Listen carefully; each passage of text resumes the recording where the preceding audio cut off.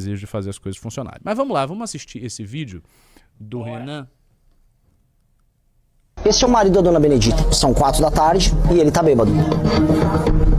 Eu tô na cidade com o IDH mais baixo do Brasil. Eu vou contar pra vocês o que é o mundo por trás da propaganda do PT. Essa aqui é a dona Benedita. A dona Benedita tem 46 anos e ela mora em Melgaço. Ela é uma ribeirinha. Ela mora numa casa de palafita sem saneamento básico. A dona Benedita tem 8 filhos. Dona Benedita, dos seus 8 filhos, quantos têm um trabalho, um emprego formal? Só 2, mas nenhum não mora comigo. São 2 e nenhum mora com ela. Destes 8, quantos estão no Bolsa Família ou algum programa do governo? Tem 6. 6. A senhora também tá? Tô. A dona Benedita, com 46 anos, já tem netos. São quantos? 5. Suas filhas mais novas já têm filhos? Já, 2. Com quantos anos a mais nova tem filho? Uma tá com 18 e outra tá com 16. Ela tem emprego? Não. Você tem quantos anos? 16. 16. Você já tá grávida? Você quis estar grávida ou acabou acontecendo? Acabou acontecendo. Era quase um marido. Era quase um marido. E ele tá apoiando a sua gravidez? Era ele que queria, mas eu não queria. Ah, ele que queria. Ele tem quantos anos? Parece que tem 28 anos. Você não acha que era melhor você estar com ele num relacionamento sério agora que vocês têm uma criança? Não. Muito ciumento. Ele é muito ciumento. E você frequenta igreja? Não tem como você ir na igreja, na verdade. Deixa eu fazer uma outra pergunta. Como é que você vai na escola? Eu nem estudo, mas eu parei de estudar. Você não acha importante agora que você vai ter uma criança, você voltar a estudar, tentar arrumar um trabalho? Eu acho, né? Mas assim, Ou você prefere, por exemplo, você recebeu Bolsa Família, morar com seus pais e vai sobrevivendo? também, né? Também pode ser assim. Esse é o marido da dona Benedita. São 4 da tarde e ele tá bêbado. Esse aqui é o mundo que o PT fomenta e considera absolutamente normal. Você paga a conta desse mundo. Essas pessoas não têm nenhuma perspectiva de futuro, não têm ideia do que elas estão fazendo e estão apenas existindo, sem ter nenhum controle sobre suas próprias vidas. Esse tipo de Brasil não tem que existir. E é função do poder público trazer civilização para os seus rincões mais distantes. Eu espero que você compartilhe esse vídeo para entender o tamanho do problema do que é o Brasil. Meu nome é Renan Santos, eu sou Pode tirar. Se você acredita que esse conteúdo merece alcançar mais pessoas, já deixa o like, se inscreve no canal e compartilha esse vídeo. Sua participação faz total diferença. Assim, eu quando assisti isso aí hoje, eu tô falando sério pra vocês, eu fiquei triste. A situação do Brasil é de entristecer mesmo, porque isso que ele tá mostrando não é uma exceção, isso aí é a regra para inúmeras regiões deste país. Nós estamos falando de um país que tem, minha gente, 50 milhões de beneficiários do Bolsa Família. Isso é 1/3 da população total, 1/3 não, 1/4 da população total do Brasil. É muita gente. Essa realidade que o Renan está apontando é uma realidade de muitos lugares. Quando nós fizemos o nosso estudo para escrever a versão definitiva do Livro Amarelo, que deve sair na convenção partidária, a gente viu todos os municípios brasileiros que eram insolventes, que não tinham condição de se manter, etc. E nós descobrimos o seguinte, minha gente, boa parte dos municípios do Brasil não tem condição de se manter. Mas é boa parte, mais de 50% dos municípios brasileiros não conseguem se manter. O Brasil é um país, do ponto de vista da sua municipalidade, do ponto de vista do serviço público, falido. Mas falido mesmo. A gente segue a vida porque nós moramos em regiões que nós temos uma outra infraestrutura. Veja, por mais grave que seja a situação de São Paulo, ou do Rio de Janeiro, ou de Salvador, que é a minha capital natal, ainda se trata de capitais.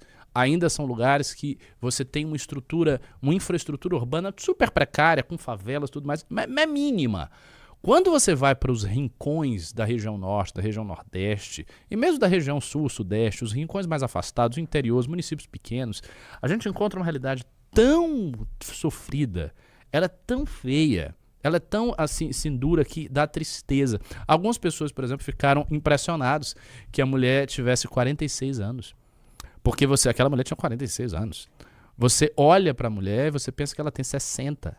Porque ela está acabada. Ela está completamente acabada. Não parece uma mulher de 46 anos de São Paulo, de classe média, e uma mulher de 46 anos de Melgaço. Parece que a idade delas, de duas mulheres, se você fizer uma comparação, é outra. É outra coisa. Não, mas ela tem 46 anos. E ela tem 2 filhas que já têm netos. E uma das filhas já tem neto com 16 anos. gravidez na adolescência de um cara de 28 anos, que sumiu porque era ciumento e não está mais com ela. E quem era esse cara, né? O que esse cara fazia, se é que fazia alguma coisa? Provavelmente era um vagabundo, mais ou menos a mesma coisa do pai dela, que é um cara que tá lá no meio da tarde, bêbado, né? Não é nem bêbado de cerveja, porque dá pra perceber ali que ele tá com cachaça. Aquilo ali é cachaça, bombinha de cachaça, tomando cachaça ali adoidado, sem saber o que tá acontecendo.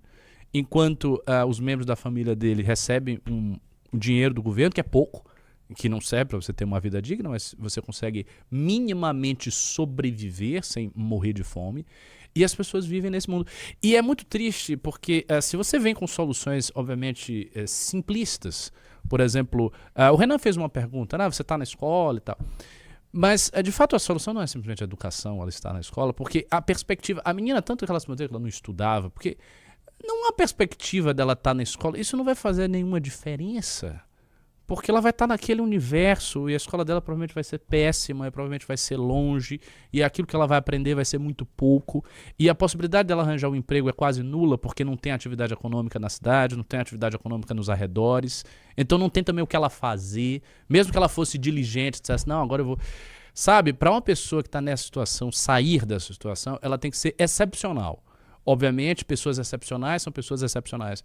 Eu me lembro, por exemplo, de quando eu dava aula no Instituto Federal, eu teve um aluno meu que ele chegou e ele disse, não, mas Machado de Assis, ele deu o exemplo de Machado de Assis, mas Machado de Assis, ele não era um menino lá do Morro do Livramento, pobre, e se tornou o maior escritor da língua portuguesa, então... eu disse, cara, mas você tem que entender o seguinte, não se faz política pública para o excepcional.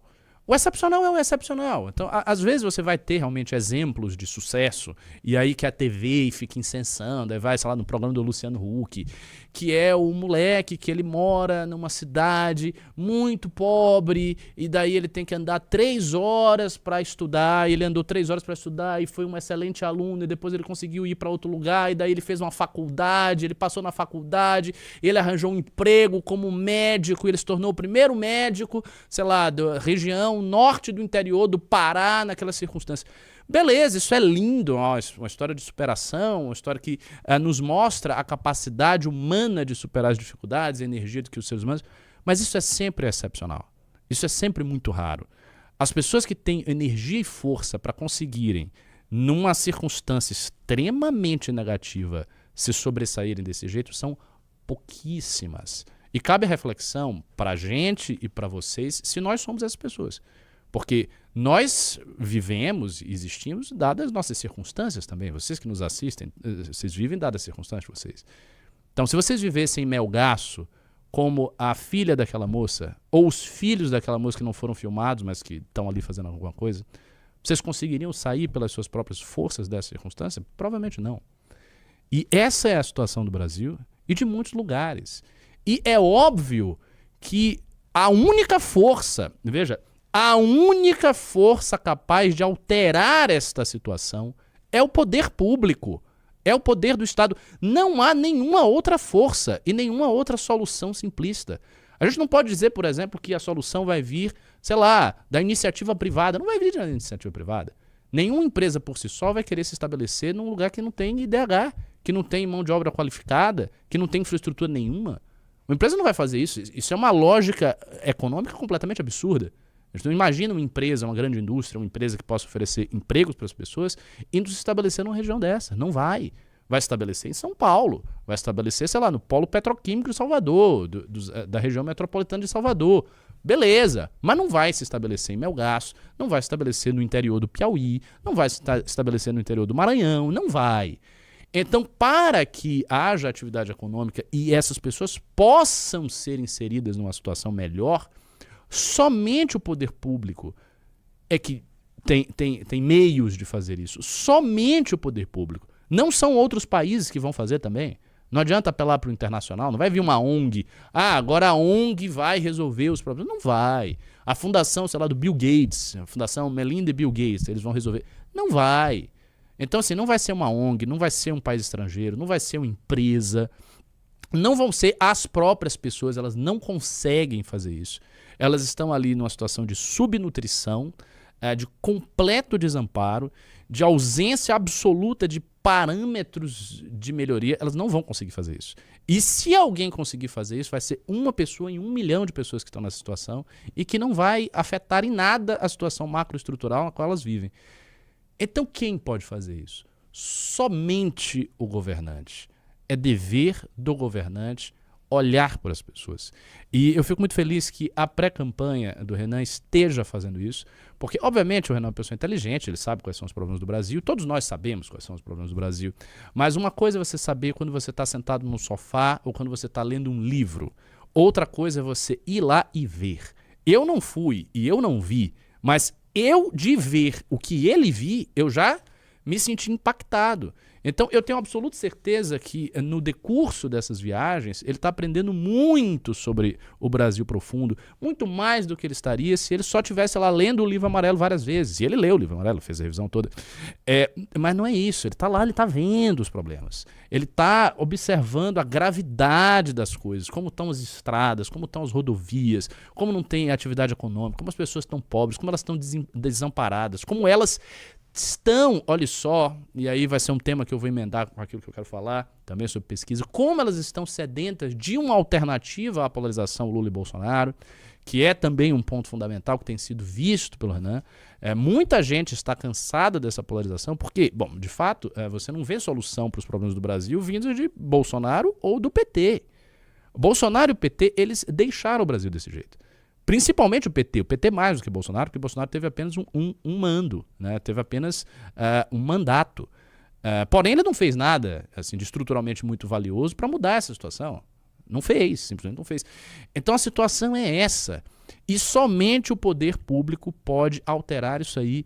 E eu espero sinceramente que num prazo de pelo menos aí 2 décadas a gente consiga tirar o Brasil desse lodaçal. A gente consiga erguer a nossa população que está numa situação tão precária, olhar com muito carinho as cidades que têm menor IDH, olhar com muito carinho os estados que têm menor IDH, mas olhar com muita dureza, os gestores dessas cidades, desses estados que deixaram a situação chegar a esse ponto. E eu acredito que nós temos um caminho. Se a gente